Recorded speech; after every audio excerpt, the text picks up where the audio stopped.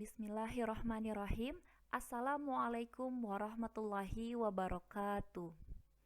Selamat pagi anak-anakku sekalian. Alhamdulillah pada kesempatan kali ini kita bisa menunaikan kewajiban kita kembali dalam menuntut ilmu walaupun dalam keadaan nuansa yang berbeda.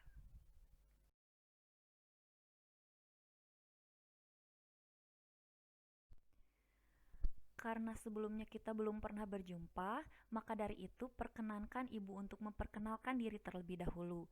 Perkenalkan, nama Ibu Nida Najibah.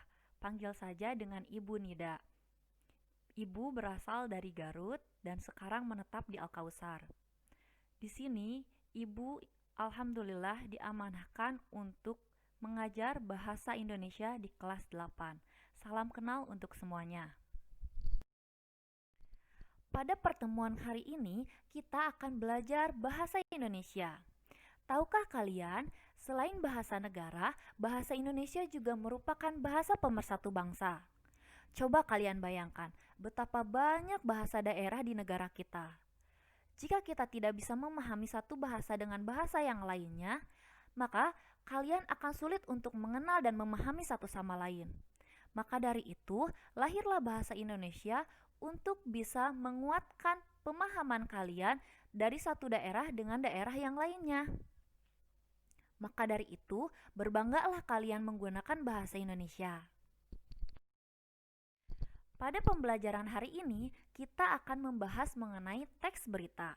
Teks berita ini merupakan salah satu teks yang bisa menghubungkan satu daerah dengan daerah yang lainnya. Mengapa demikian? Pada era sekarang, berita menjadi menu utama dalam deretan keseharian. Bisa dikatakan tiada hari tanpa berita. Dari waktu ke waktu, detik ke detik, berita datang silih berganti. Beragam informasi pun terus berhamburan memenuhi ruang kehidupan kita setiap harinya. Dengan banyaknya sajian berita, baik melalui media cetak maupun elektronik, kita harus memanfaatkannya dengan sebaik mungkin. Pemahaman terhadap struktur dan kaidah kebahasaan teks berita bisa memudahkan kita dalam mengolahnya menjadi suatu yang lebih bermanfaat. Berita-berita tersebut berperan sebagai sumber ilmu pengetahuan dan penambah wawasan. Ada pepatah mengatakan bahwa seseorang yang menguasai berita ialah yang akan menguasai dunia.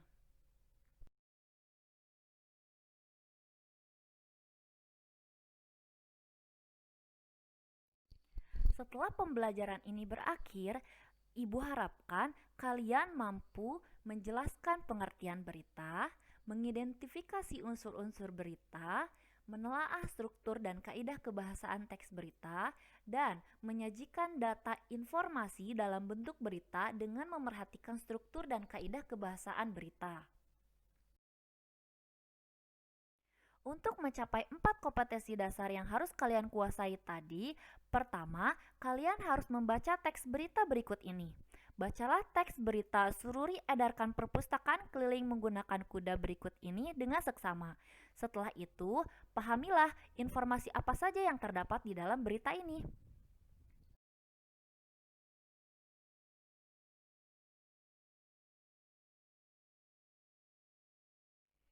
Setelah kalian membaca teks berita tadi, sekarang kalian harus menemukan unsur-unsur teks di dalam berita tersebut. Apa sajakah unsur-unsur tersebut? Yakni 5W1H. Jika di dalam bahasa Indonesia, yaitu adik Simba. Adik Simba itu apa? Yang pertama, A. Apa peristiwanya? Di mana peristiwa itu terjadi? K. Kapan terjadinya? Siapa yang mengalaminya? Mengapa peristiwa itu terjadi? Dan bagaimana proses itu terjadi? Setelah kalian membaca teks Sururi edarkan perpustakaan keliling menggunakan kuda dan memahami unsur-unsur pada teks berita, pada kali ini kalian harus menjawab adik Simba yang terdapat di dalam teks tersebut. Mari kita bahas bersama-sama. Yang pertama, apa peristiwanya? Peristiwanya yaitu perpustakaan keliling dengan kuda. Di mana peristiwa itu terjadi? Peristiwa itu terjadi di Kabupaten Banyumas. Kapan terjadinya? Tanggal 29 Mei 2016. Siapa yang mengalaminya? Sururi. 5. Mengapa peristiwa itu terjadi? Untuk meningkatkan minat baca warga. Dan terakhir, bagaimana proses kejadian itu terjadi? Yaitu mengedarkan buku perpustakaan keliling dengan menggunakan kuda. Nah, setelah kalian memahami cara menemukan unsur-unsur teks berita dalam suatu berita, kalian diharapkan mampu menelaah struktur dari teks berita. Apa sajakah struktur teks berita tersebut? Mari kita pahami. Secara umum, berita memiliki struktur-struktur sebagai berikut. Yang pertama, kepala berita atau disebut dengan headline, yaitu judul berita utama yang biasanya ditulis besar-besar, yang biasanya disimpan di paling atas. Kemudian yang kedua, teras berita atau lead, yaitu suatu paragraf pembuka yang memuat intisari berita yang paling menarik. Biasanya berisi beberapa poin dari adik simbol. Ketiga, tubuh berita atau disebut dengan body, yaitu bagian isi uraian lengkap yang menjelaskan seluruh unsur dari adik simbol. Keempat, kaki berita atau leg, yaitu bagian penutup yang berupa simpulan atau penegasan. Dengan struktur penyajian semacam inilah, susunan informasi di dalam suatu pemberitaan tersaji dalam pola piramida terbalik. Perhatikan segitiga terbalik di samping berikut. Pada bagian awal merupakan bagian pokok berita, dan semakin ke bawah, berita itu akan semakin merinci dan menciut. Perincian-perincian yang sifatnya akan cenderung lebih tidak penting. Jadi, dari umum yang lebih penting menjadi ke lebih khusus lagi menjadi informasi yang tidak terlalu penting. Dengan struktur penyajian informasi seperti inilah, segi kepentingan suatu informasi semakin ke bawah semakin berkurang. Sebaliknya, informasi yang paling penting terletak pada bagian atas. Oleh karena itu, jika kita tidak cukup waktu untuk mendengarkan keseluruhan informasi, dengan hanya memerhatikan awalnya saja, kita telah cukup mendapatkan informasi pokok yang merangkum keseluruhan isi berita. Untuk mencari seluruh bentuk struktur pada teks berita ini, perhatikan contoh teks di bawah ini. Pada teks tersebut, kamu akan digiring untuk memahami contoh dari struktur berita. Untuk lebih memahami bentuk nyata dari struktur teks berita, perhatikan teks Sururi edarkan perpustakaan keliling menggunakan kuda. Yang pertama adalah kepala berita. Kepala berita biasanya terletak di paling atas dan ditulis huruf besar-besar atau yang paling besar dari teks yang lainnya. Biasanya, kepala berita ini merupakan informasi paling penting secara singkat yang ingin disampaikan kepada para pembaca atau pendengar. Yang kedua adalah teras berita.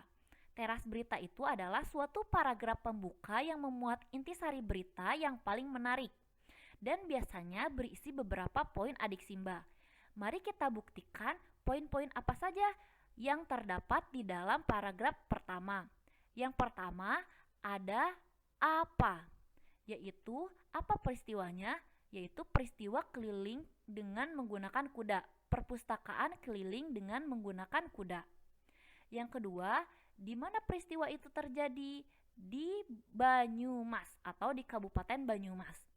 Yang ketiga adalah kapan terjadinya? Lihatlah tanggal pada paragraf pertama di paling akhir, yaitu 29 bulan 5 2016. Kemudian, siapa yang mengalaminya? Yaitu Ridwan Sururi.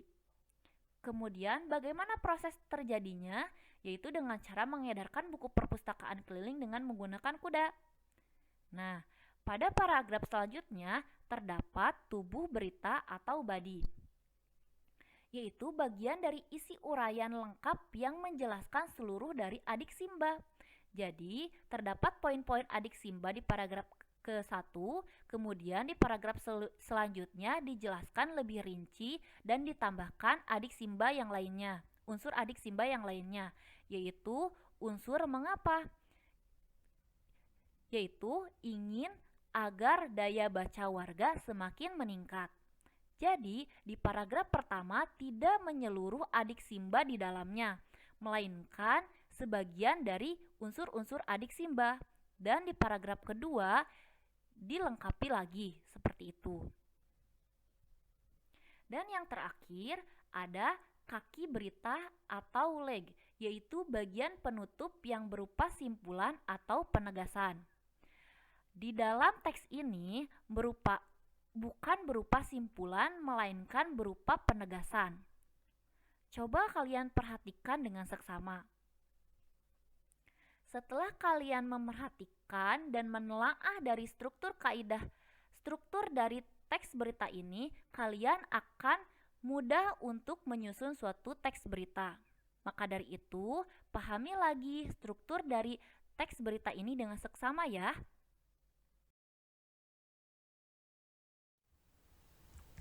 Setelah kalian memahami mengenai struktur dari teks berita, kali ini kalian harus memahami mengenai kaidah kebahasaan teks berita. Kaidah yang pertama adalah bahasa yang digunakan teks berita haruslah baku. Bahasa yang digunakan dalam teks berita harus sesuai dengan standar bahasa Indonesia. Mengapa? Hal ini dilakukan karena pembacaan teks bersifat umum dan berasal dari berbagai kalangan. Hal ini untuk menjembatani pemahaman halayak dari berbagai kalangan itu sendiri, sehingga bahasa baku mutlak diperlukan. Seperti yang telah Ibu jelaskan sebelumnya, bahasa Indonesia itu bahasa yang pemersatu bangsa. Coba bayangkan, jika bahasa berita disampaikan dengan menggunakan bahasa daerah. Mungkin daerah yang satu dengan daerah yang lainnya tidak akan memahami apa yang kalian sampaikan. Maka dari itu, ketika kalian akan membuat sebuah berita, gunakanlah bahasa yang baku. Selain menggunakan bahasa yang baku, kalian juga harus menggunakan bahasa yang benar.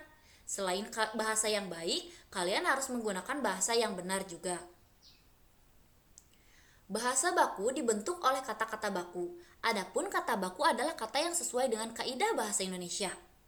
Sumber utama yang telah ditentukan dalam pemakaian bahasa baku itu sendiri adalah dalam Kamus Besar Bahasa Indonesia atau sering disebut dengan KBBI. Kalian bisa mendownload atau mengunduh aplikasi Kamus Besar Bahasa Indonesia ini di Play Store dengan cara mengetik KBBI edisi 5. Di situ kalian bisa mengecek bahasa baku atau bukan. Jadi, ketika kalian menggunakan kalimat baku, kalian bisa mengecek per kata yang kalian gunakan. Contohnya, kata baku main, kata tidak baku main, kata baku ingin, kata yang tidak baku pengen, kata baku ambilkan, kata yang tidak baku ambilin. Jika kalian ingin mengecek di KBBI, silakan kalian ketik ambilin atau pengen. Di dalam aplikasi tersebut akan keluar kata tersebut tidak baku. Dan akan ada rekomendasi kata baku dari kata tersebut. Mudah bukan? Silakan mencoba.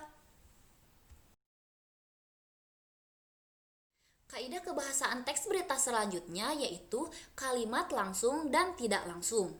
Fungsi teks berita adalah menyampaikan informasi dengan menggunakan kata yang akurat.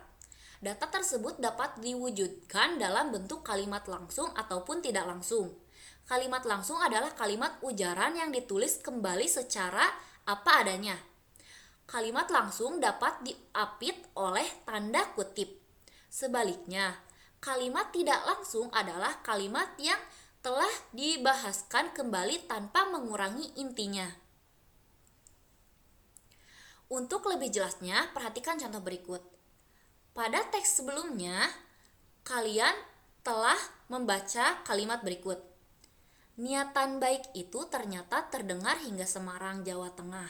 Gubernur Jateng saat berada di Banyumas menyumbangi kuda pustaka keliling Sururi. Ia kemudian ikut membantu 2 dus buku. Setelah sebelumnya melihat koleksi buku yang ada. Tanda kutip. Kalau Nirwan itu teman saya di UGM, dia dulu belajar teknik nuklir di kata Ganjar. Orang nomor 1 di Jawa Tengah itu pun menyemangati Sururi untuk terus menjalankan niat baik itu. Ini ada upaya meningkatkan minat baca unik dengan kuda. Kami dukung, kami bangga, kata Ganjar. Coba perhatikan pada paragraf terakhir. Orang nomor 1 di Jawa Tengah itu pun menyemangati Sururi untuk terus menjalankan niat baik itu. Kalimat tersebut merupakan kalimat langsung atau tidak langsung? Ya, kalimat tersebut merupakan kalimat tidak langsung. Karena merupakan penekanan atau penjelasan ulang dari kalimat langsung yang dijelaskan pada kalimat selanjutnya. Kalimat selanjutnya seperti ini. Ini ada upaya meningkatkan minat baca unik dengan kuda. Kami dukung, kami bangga. Ujar Ganjar. Nah, kalimat langsung dikutip menggunakan tanda kutip, diapit menggunakan tanda kutip. Sehingga tanda kutip ini dipertegas kembali dengan kalimat tidak langsung yang berada di sebelumnya. Mudah bukan? Kaidah kebahasaan teks berita selanjutnya adalah kata kerja material. Di dalam bahasa berita harus menggunakan bahasa kata kerja material. Kata kerja material ini menerangkan aktivitas yang mengindrai, berpikir, atau merasa. Perhatikan contoh-contoh di bawah ini. 1. Pemerintah harus melihat kondisi ekonomi masyarakat Indonesia secara real. Kata melihat ini menunjukkan proses mengindrai indera penglihatan. Yang kedua, saya mengerti bahwa kondisi perekonomian Indonesia saat ini dipengaruhi oleh merosotnya nilai tukar rupiah. Kata mengerti dalam kalimat ini menunjukkan proses merasa atau berpikir. Ketiga, masyarakat Indonesia khawatir dengan kondisi perekonomian Indonesia saat ini. Kata khawatir dalam kalimat ini menunjukkan proses merasa.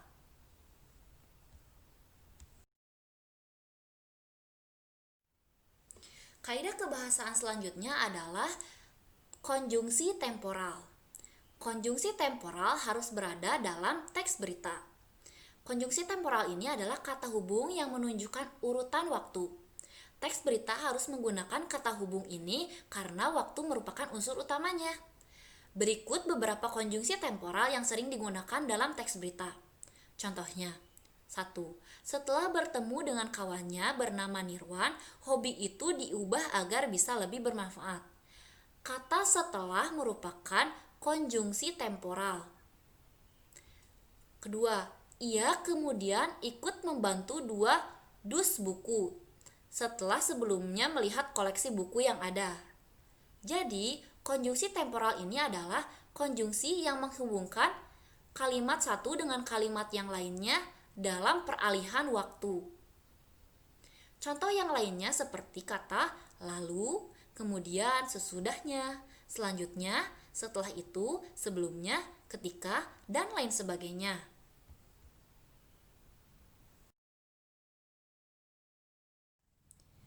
Kaidah kebahasaan selanjutnya adalah keterangan waktu. Di dalam teks berita harus terdapat keterangan waktu. Kata ini menjelaskan waktu ketika suatu peristiwa itu terjadi. Beberapa keterangan waktu yang sering muncul dalam teks berita adalah kemarin, biasanya, pernah, sering, sejak, sementara, dahulu, keesokan harinya, tadi, terkadang, sekarang, dan selalu.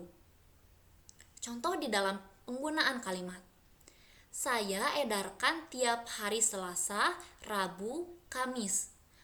Kalau jauh biasanya menggunakan 2 kuda, kalau dekat cuma 1 jalannya dituntun paparnya.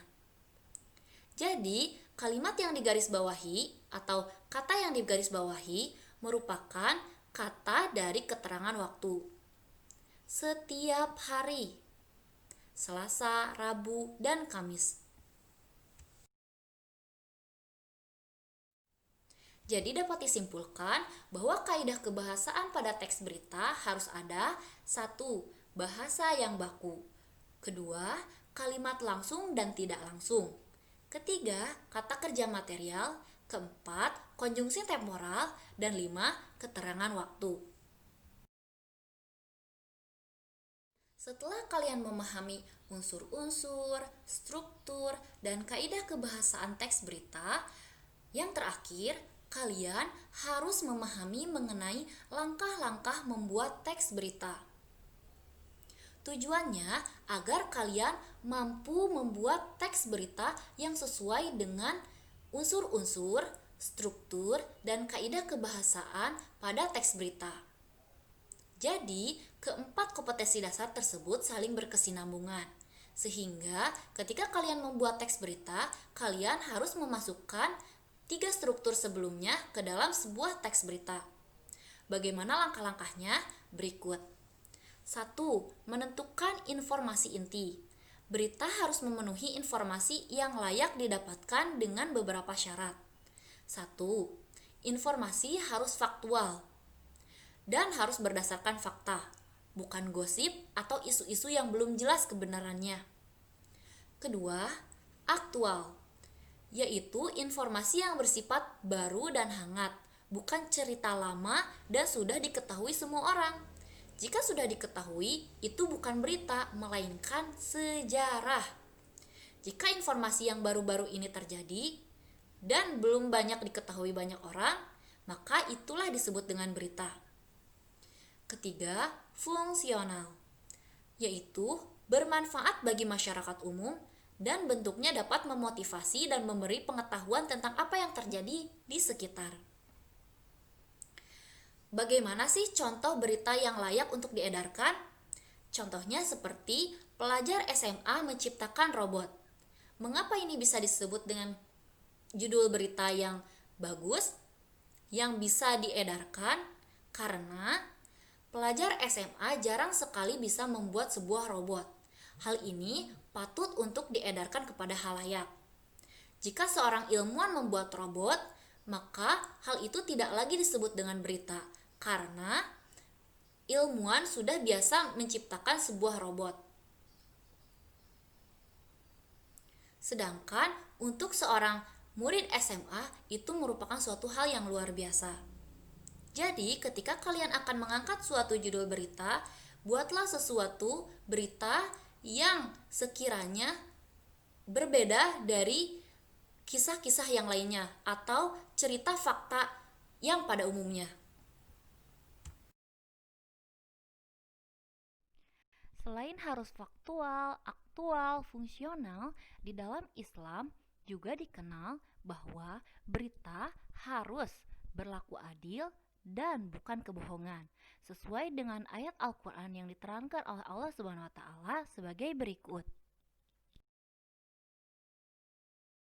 يا أيها الذين آمنوا كونوا قوامين لله شهداء بالقسط ولا يجرمنكم شنآن قوم على ألا تعدلوا اعدلوا هو أقرب للتقوى واتقوا الله إن الله خبير بما تعملون ولولا فضل الله عليكم ورحمته في الدنيا والآخرة لمسكم فيما أفضتم فيه عذاب عظيم. Setelah menentukan informasi inti, kalian juga harus menyusun kerangka berita. Setelah menentukan judul yang layak untuk kalian publis, langkah berikutnya adalah menyusun kerangka. Kerangka ini dapat disusun dengan menentukan adik Simba yang telah dijelaskan sebelumnya. Apa, di mana, kapan, siapa, mengapa, dan bagaimana. Untuk itu, kita harus mengumpulkan informasi yang kita butuhkan sesuai dengan kebutuhan adik Simba. Berdasarkan informasi yang sudah kita peroleh, anggap saja kalian membuat judul pelajar SMA menciptakan robot. Maka dari itu, unsur-unsur adik Simba apa saja yang harus kalian masukkan?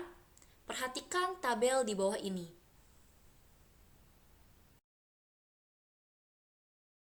Jika kalian sudah membuat sebuah kerangka berita, Maka langkah selanjutnya kalian harus mengembangkan kerangka tersebut menjadi sebuah berita yang utuh. Masih ingat kan struktur teks berita yang telah dikemukakan sebelumnya? Nah, dari struktur tersebut terdapat kepala berita, badan berita, dan kaki berita. Maka di dalam pengembangan kerangka ini, kalian wajib memasukkan struktur kepala berita, badan berita, dan kaki berita ke dalam sebuah berita. Ke dalam sebuah teks berita yang kalian buat. Maka dari itu, kalian harus memahami lebih detail lagi struktur dari teks berita. Setelah kalian paham dari struktur berita, kalian akan mudah mengembangkan kerangka dari berita tersebut.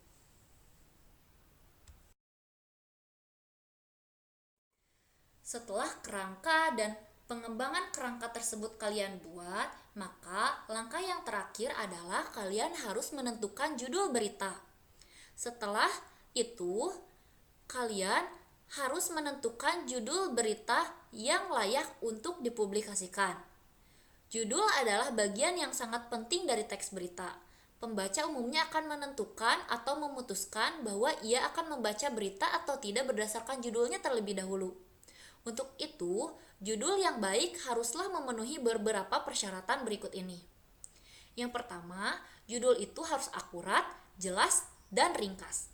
Yang ketiga, mencerminkan isi berita, kemudian menarik pembaca, dan terakhir, bermakna tunggal, atau bisa disebut tidak ambigu dan tidak membingungkan, atau dengan kata lain, tidak bermakna ganda. Berdasarkan persyaratan tersebut, judul yang tepat untuk contoh berita teks robot pada bagian sebelumnya adalah siswa SMA mampu menciptakan robot mutakhir. Ingat, jangan membuat berita yang bohong dengan judul yang berbeda. Hal itu tentu akan membingungkan pembaca dan juga akan membuat sebuah hal yang tidak pantas.